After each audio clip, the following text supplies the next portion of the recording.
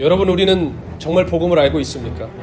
교회 오래 다녀서 이것저것 보고 들은 것은 많아 복음에 대한 풍어는 읊을 줄 알지만 정작 내 삶은 하나도 바꾸지 못하는 그런 무능한 복음을 들고 살고 계시지 않습니까? 내 삶의 죄 하나, 습관 하나 바꾸지 못하는 복음이 어찌 우리를 구원할 수 있겠습니까? 우리는 우리의 구원에 대해 날마다 다시 살펴보아야 합니다. 두렵고 떨림으로 내가 믿음 위에 서 있는지 오늘 우리의 삶을 돌아보아야 할 줄로 믿습니다.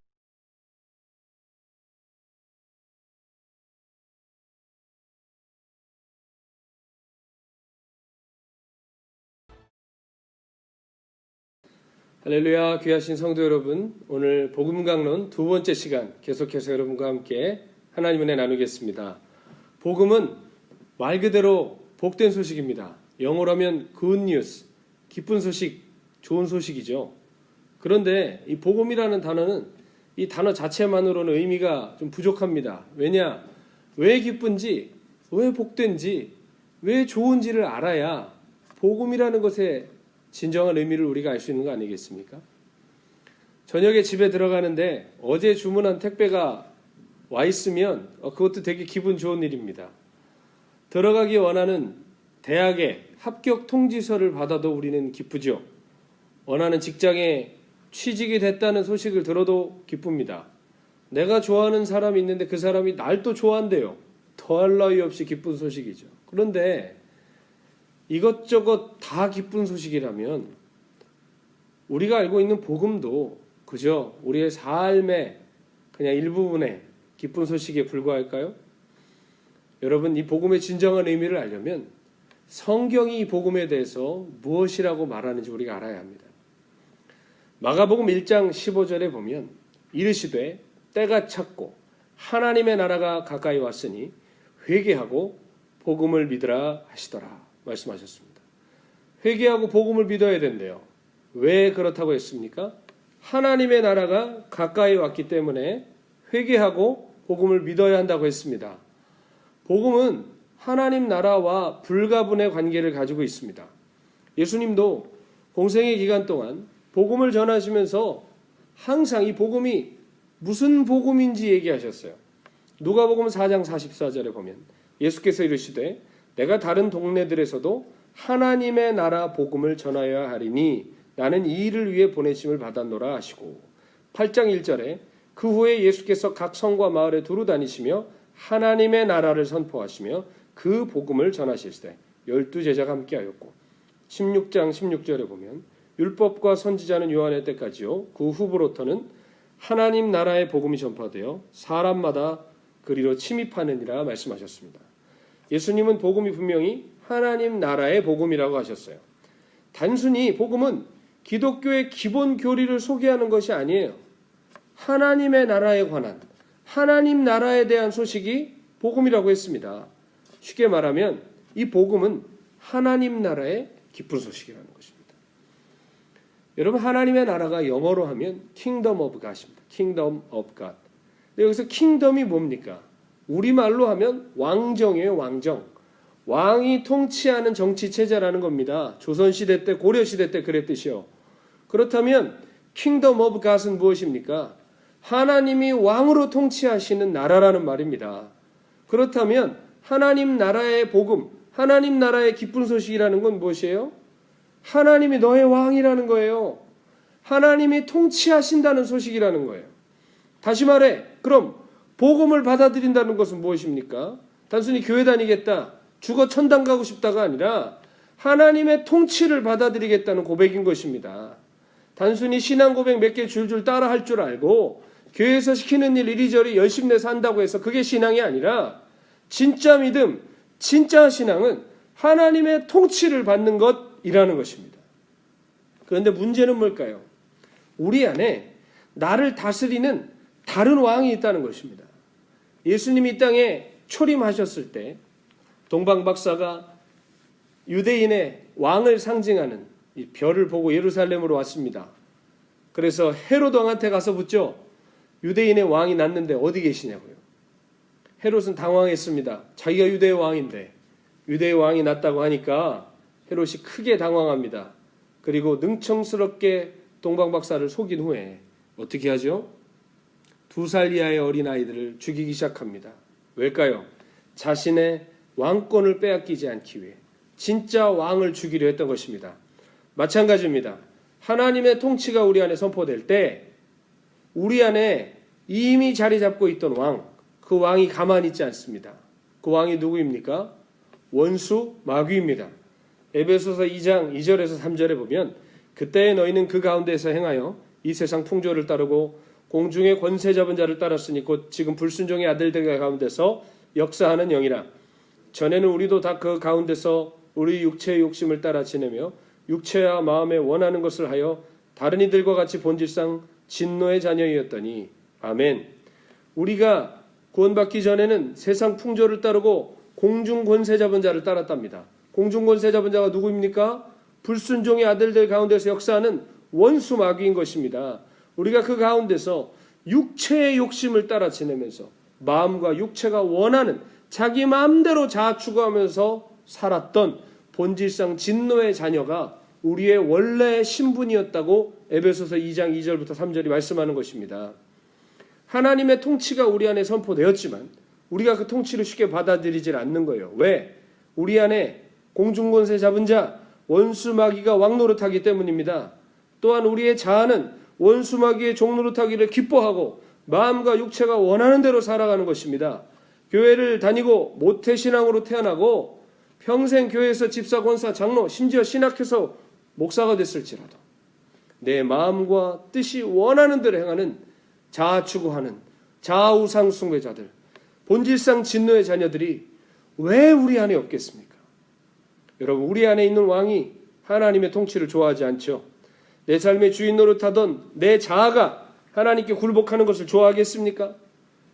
하나님의 통치를 싹 빼고 문제 해결해준다, 소원 성취해준다라면 좋다고 쫓아갑니다. 그러나 하나님이 너의 삶을 통치하시고 너의 삶의 주인이시다라고 하면 불쾌하기 시작한 것이죠. 한국에서 어디 집회를 가면 좋은 숙소를 잡아주십니다. 그런데 미국에 한번 가서 말씀을 전한 적이 있는데 우리 성도님 집에 좋은 방을 하나 내주셨습니다. 방을 내주시면서 성도님 뭐라고 얘기하셨냐면 내 집처럼 생각하라, 내 집처럼 편안히 계시라라고 말씀하시더라고요. 근데 여러분, 이런 상상을 해봤습니다. 진짜 내 집처럼 해보면 어떻게 될까요? 제가 진짜 제 집에서 하는 대로 제 마음대로 그 집에서 하면 어떻게 될까요? 저는 아마 쫓겨날 겁니다. 저에게 그런 아주 좋은 말씀을 해주신 그 집사님도 아주 당황해 할 것입니다. 그런데 여러분, 우리가 주님께 이러지 않나요? 내 안에 오시되 내 집처럼 계십시오 하지만 정작 예수님이 우리를 당신의 소유로 삼으시고 당신의 뜻을 행하려 하시면 우리 불쾌해하지 않습니까? 거북해하지 않습니까? 복음은 우리를 불쾌하고 거북하게 만들 수 있는 소식이기도 합니다. 왜일까요? 우리 안에 주인이 바뀌지 않았기 때문에 그런 것입니다.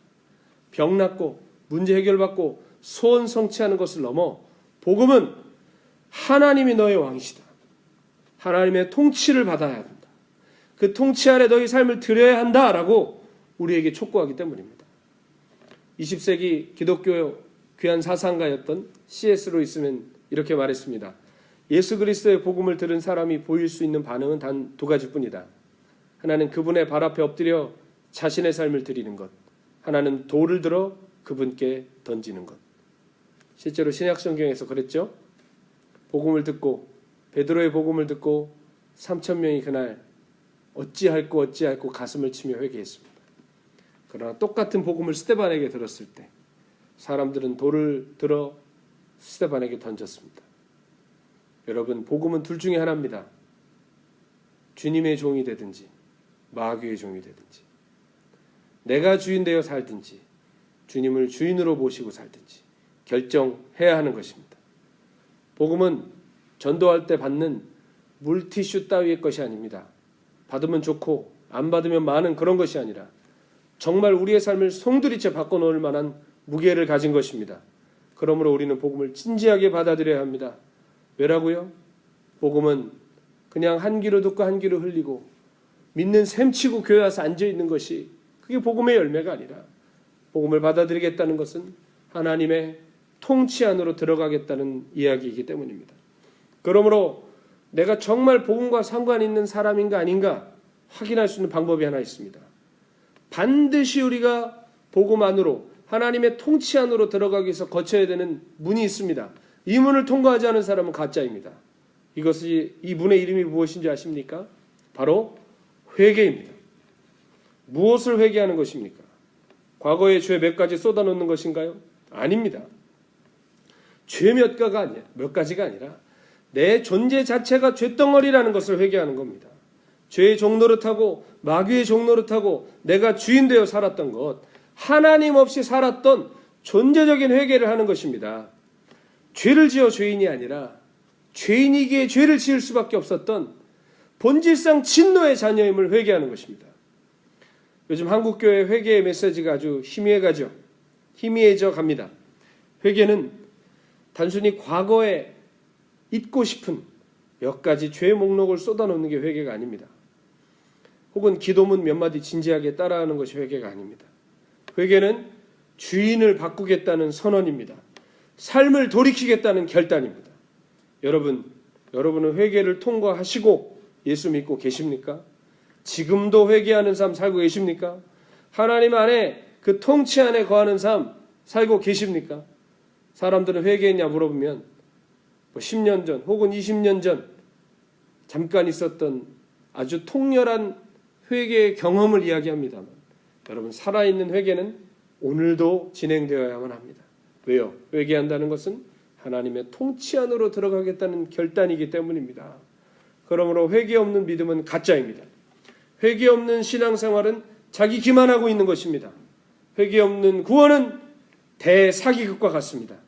그러므로 내가 모태신앙이다, 교회 다닌다, 권사다, 장로다, 목사다, 심지어 선교사다 할지라도 평생 모태신앙으로 태어나 기독교 문화 안에 온갖 감투 다 쓰고 살지라도 회개를 통과하지 않은, 오늘도 회개를 시키지 못하는 그 잘못된 구원의 확신과 그 믿음, 그것은 하나님과 구원과 천국과 아무 상관이 없을 수 있다는 것입니다. 여러분은 회개하셨습니까?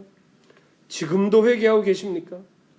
회개하여 복음 안으로 들어와 비록 부끄럽고 연약할 때 많지만 날마다 십자가 앞에 서서 하나님의 다스리심을 받고 순종하는 삶을 살고 계십니까? 예수 믿는다 하면서도 내 맘대로 살고 온갖 은사 다 받았지만 이중적인 가면무도회하고 사는 그런 잘못된 신자들이 얼마나 많은지 모르겠습니다. 이제는 그 길을 끝내야 됩니다. 순종의 길, 생명의 길, 천국의 길, 그 길로 들어오셔야 합니다. 복음은 하나님의 나라의 복음, 하나님의 통치 안으로 들어가는 기쁜 소식입니다. 사랑하는 귀하신 성도 여러분, 우리가 믿는 만큼 하나님의 통치를 받습니다. 믿는 만큼 순종합니다.